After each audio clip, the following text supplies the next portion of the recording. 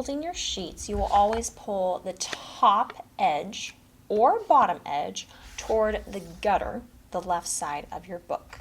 So for our first mark here, you're going to take your page, you're going to pull it down, align it with your mark. You may have it right in line with the mark, you may cover up your mark, whatever you decide. Make sure to keep it consistent throughout the rest of your folding. And once that's done and you've folded it back, go ahead and go down to your second mark. Take the bottom edge of your page, pull it up, get it nicely aligned with your mark, and fold your page back. I find it helpful to use the text to help align my folding. You can kind of see how it's going along with the folds, and it keeps your pages at a nice right angle. The beauty of folding at a right angle is that when you're finished with your design, there's also a design along the top and bottom edges, which is pretty fantastic. So once again, for your folding, you're going to go to the first mark, pull your page down towards the gutter or left edge, align it with your line, make that fold.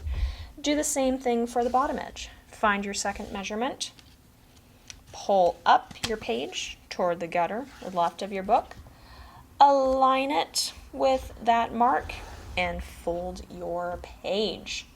Continue measuring, marking, and folding all the folds for your pattern until you complete your book. And voila, you have your finished basic heart pattern.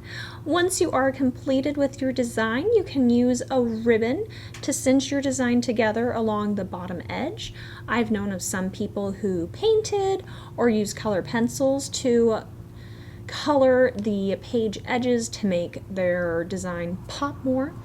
I have also personally, if there aren't that many pages on either side, I'll cut those out, or I'll make sure they're stationary, glued to the edges of the page, and I'll get colored paper and I'll glue it onto these edges just to give that design a little bit of a pop.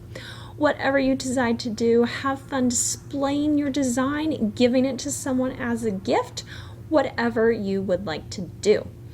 Now, if you have become as obsessed with folded book art as I have, after completing your first one, you'll need some patterns.